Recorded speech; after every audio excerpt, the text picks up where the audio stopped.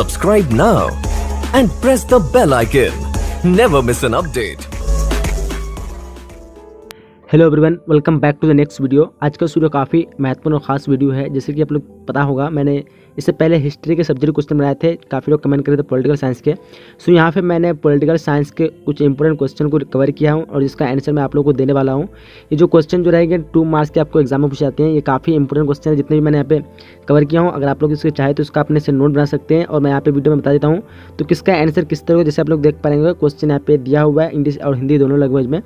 तो यहाँ पे मैंने इसका जो आंसर दूंगा केवल हिंदी लैंग्वेज में दूंगा। तो देखिए यहाँ पे क्वेश्चन पहला है कि कांग्रेस पार्टी के उदय एवं पतन के मुख्य कारण क्या थे, इसके क्या कारण थे, क्यों उसका पतन हुआ। तो चलिए यहाँ पे हम लोग इसके बारे में डिस्कस करते हैं, इस क्वेश्चन का आंसर के बारे में।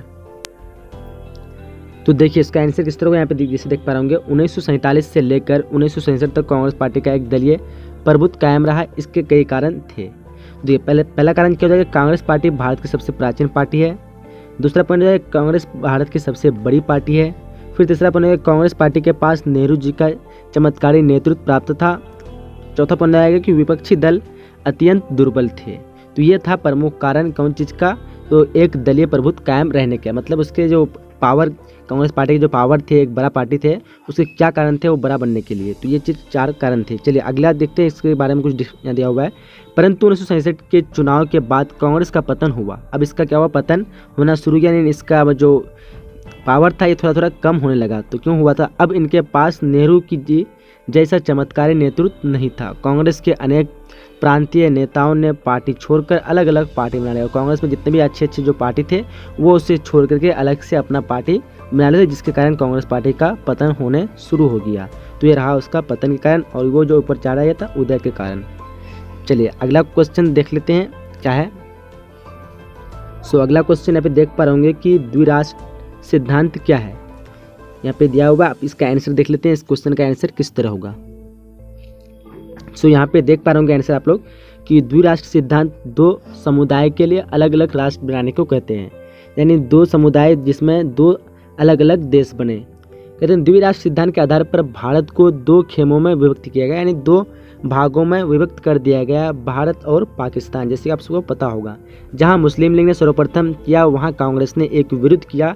कांग्रेस मुस्लिम की बात को स्वीकार करने के लिए बाध्य होना पड़ा और जिसके कारण द्विराष्ट्र का मतलब 2 राष्ट्र बन गया। यहाँ पे जो है कांग्रेस जो था ये इसका द्विराष्ट्र बनने का विरोध था, बट जो मुस्लिम लीग थे वो द्विराष्ट्र चाहते थे कि 2 राष्ट्र बने, 2 देश बने। ये था द्विराष्ट्र का सिद्धांत। अब आते हैं नेक्स्ट क्वेश्चन, जो कि क्वेश्चन नंबर 3 होगा, उसका क्या आंसर देख लेते हैं। यहाँ पे आप लोग क्वेश्चन नंबर 3 देख पा रहे होंगे कि राजनीति न्याय से आप क्या समझते हैं, क्या होते हैं राजनीति न्याय। काफ़ी वीवीआई क्वेश्चन है, देखते हैं इसका आंसर किस तरह होगा। यहाँ पे आप लोग देख पा रहे होंगे कि राजनीति न्याय राजनीतिक क्षेत्र में नागरिकों के बीच विभेद की समाप्ति करता है। यानी जब भी कोई नागरिक होता है, जहाँ पे किसी भी राजनीति की बात में किसी तरह की बवाल हो जाता है या फिर किसी तरह की घटना हो जाती है, तो वो उसको क्या करता है, समाप्त करता है, उसको ख़त्म करता है, उसको सॉल्व करने की कोशिश करता है। ठीक है, राज्य में रहने वाले प्रत्येक नागरिक को राजनीतिक अधिकार दिए जाते हैं। जिस पे राज्य में जो भी इंसान रहते हैं, जो भी लोग रहते हैं, वहाँ पे उस राज्य के मुताबिक उसको अपना अपना एक हक दिया जाता है। जैसे कि बिना भेदभाव के भाषण, विचार, अभिवाद, स्वतंत्रता, मतदान, इन सब जो इन लोगों का अधिकार दिया है, ये जो है एक राजनीतिक न्याय के अंतर्गत आते हैं। मतदान का अधिकार तथा निर्वाचन में खड़ा होने की सुविधा, ये सब राजनीतिक न्याय के मतलब अनुसार ही दिया जाता है। तो यह रहा राजनीतिक न्याय के बारे में डेफिनेशन। चलिए अगला क्वेश्चन, चौथा क्वेश्चन देख लेते हैं। यहाँ पे आप लोग देख पा रहे हैं क्वेश्चन नंबर 4 देखिए, मंडल आयोग की मुख्य सिफारिश का उल्लेख कीजिए। मंडल आयोग क्या थी, उसके मुख्य सिफारिशों का उल्लेख करने बोल रहा है। चलिए इसका आंसर देख लेते हैं किस तरह का इसका आंसर होगा। यहाँ पे आपके सामने आंसर दिया हुआ, जैसे देख पा रहे होंगे कि मंडल आयोग ने अपनी रिपोर्ट में निम्नलिखित सिफारिशें की है। देखिए पहला पॉइंट हो जाएगा, अन्य पिछड़ी जातियों को सरकारी सेवा में 27% आरक्षण प्रदान किया जाए। दूसरा पॉइंट है कि केंद्रीय तथा राज्य सरकार द्वारा शासित तकनीक तथा व्यावसायिक संस्थाओं में पिछड़ी जाति के लिए 27% आरक्षण निश्चित किया जाए। उसका तीसरा पॉइंट देख पा रहे होंगे यहाँ पे कि पिछड़ी जाति को आर्थिक सहयोग देने के लिए सरकार एक अलग आर्थिक संस्था की स्थापना करे। ये रहा चौथा क्वेश्चन का आंसर। अब आते हैं 5वें क्वेश्चन को देख लेते हैं। 5वां क्वेश्चन क्या है। यहाँ पे देख पा रहे हैं क्वेश्चन है 5वां कि मार्शल योजना की व्याख्या करें। मार्शल योजना क्या है, आखिर क्यों बनाई गई, उसके बारे में थोड़ा हम लोग जान लेते हैं। देखते हैं इसका आंसर किस तरह होगा। यहाँ पे आपके सामने देख पा रहे होंगे इस 5वां क्वेश्चन का आंसर कि सन 1947 ईस्वी में अमेरिका के राज्य सचिव मार्शल ने यूरोप को अरबों डॉलर की सहायता देने की योजना बनाई। 1947 में क्या हुआ कि अमेरिका जो थे वो यूरोप को बोले कि हम आपको कुछ मतलब यूरोप की स्थिति खराब हो गई थी, जिसके कारण बोला कि मैं आपको क्या कहते हैं अरबों डॉलर अगर दे सकता हूँ, और उसके लिए एक योजना बनाई जिसकी युद्ध के दुर्भाव की क्षतिपूर्ति की जा सके। वहाँ पे जो युद्ध हुआ था वो क्या कहते हैं द्वितीय विश्व युद्ध, जिसका जो काफ़ी जो खर्चा हुआ था, काफ़ी उन लोग का आर्थिक स्थिति बिगड़ गई थी, जिसके कारण अमेरिका उसको ऋण देने की बात की। यदि अमेरिका ऐसा नहीं करता तो सभी सोवियत संघ में मिल जाते। पश्चिमी यूरोप के देश इसमें आत्मरक्षा में समर्थन हो गए और इसी योजना जो बनाए थे वो पैसे देने की, उसको ऋण देने की, इस योजना को हम लोग मार्शल योजना के नाम से जानते हैं, जिसे मार्शल योजना कहते हैं। चलिए क्वेश्चन नंबर 6 की बात करते हैं, देखते हैं 6 नंबर क्वेश्चन क्या। क्वेश्चन नंबर 6 देख पा रहे शॉक थेरेपी क्या है। शॉक थेरेपी ये क्या है, इसके बारे में डेफिनेशन हम लोग जान लेते हैं। यहाँ पे देख पा रहे हैं क्वेश्चन नंबर 6 का आंसर कि शॉक थेरेपी का अर्थ है कि चोट पहुंचाकर उपचार करना, यानी किसी को चोट दे देना फिर उसका इलाज करना। शॉक थेरेपी साम्यवाद से पूंजीवाद की तरफ संक्रमण का सबसे अनोखा तरीका था।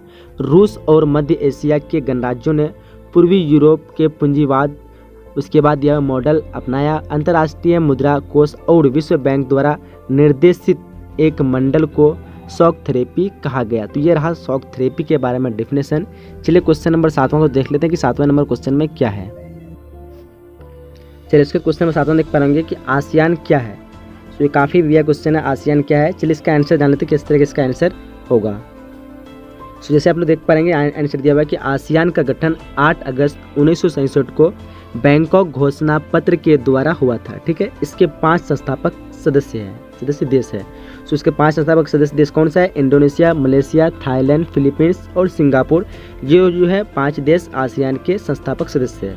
आसियान आर्थिक विकास को तेज करके उसके माध्यम से सांस्कृतिक तथा सामाजिक विकास प्राप्त करना था।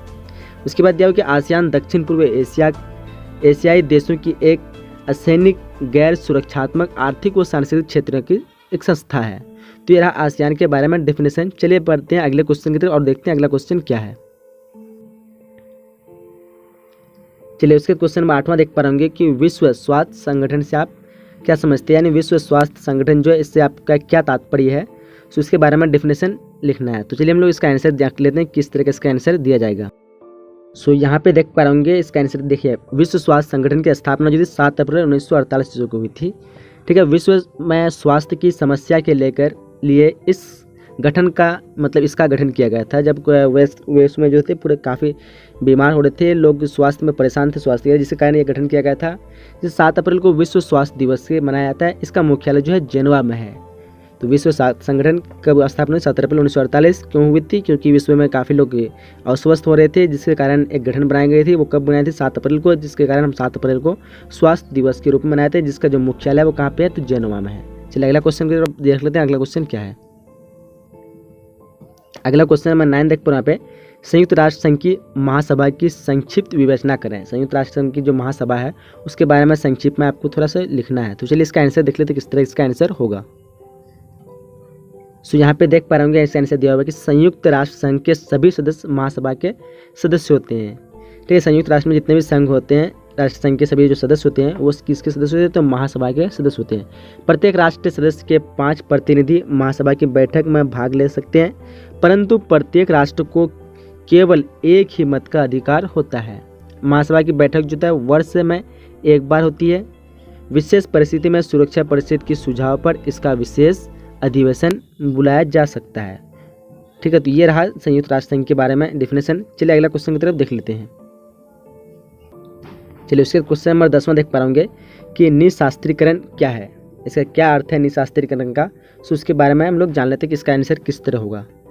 सो चलिए इसका आंसर आप देख पा रहे होंगे कि निशास्त्रीकरण से अर्थ है कि मानवता का संहार करने वाले अस्त्र शस्त्र, यानी जो मानव का संहार करे उस अस्त्र शस्त्र को हटाना अपने से, यानी उसको त्यागना। ठीक है, उदाहरण के लिए 1972 में जैविक हथियार संधि तथा 1992 कि रासायनिक हथियार संधि में ऐसे हथियारों को बनाना था तथा रखना प्रतिबंध कर दिया गया था। यानी इस तरह के हथियार को बनाना या फिर कहीं पर रखना, उस पर प्रतिबंध लगा दिया गया था। अस्त्र शस्त्र के उत्पादन को समाप्त किया जाए। जो अस्त्र शस्त्र का निर्माण हो चुके हैं उन्हें सभी राष्ट्रीय निश्चित समय में समाप्त कर दें। तो ये अस्त्र शस्त्र जितना भी है इस सबको ख़त्म कर देना है। आगे कहीं किसी से लड़ाई नहीं करना है, किसी के विरुद्ध नहीं करना है। इसी अस्त्र शस्त्र को हटाना, निकालना, इसी को क्या कहते हैं, निशस्त्रीकरण कहते हैं, जिसका अर्थ होता है मतलब किसी भी अस्त्र शस्त्र उसका त्याग करना। तो ये रहा निशस्त्रीकरण का डेफिनेशन। तो मुझे उम्मीद है कि आपने 10 क्वेश्चन को अगर देख लिया है तो आपको काफ़ी इस एग्जाम में हेल्प मिलेगा। आपने वीडियो को अभी तक लाइक नहीं किया तो वीडियो को लाइक कर दीजिए। सो यहीं तक हम लोग वीडियो को समाप्त करने वाले हैं। अगर आप अगला कोई भी सब्जेक्टिव या फिर ऑब्जेक्टिव कोई भी वीडियो चाहते हैं तो आप लोग कमेंट बॉक्स में जरूर बताइएगा। वीडियो को अगर चैनल को सब्सक्राइब नहीं सब्सक्राइब कर लीजिए, क्योंकि यहाँ पे जो आपके जो भी इंपॉर्टेंट क्वेश्चन होंगे एग्जाम से रिलेटेड तो आपको दिए जाएंगे उसका आंसर। तो चलिए वीडियो को समाप्त करते हैं, मिलेंगे नए वीडियो में। जब तक के लिए जय हिंद, जय Bharat and thanks for watching.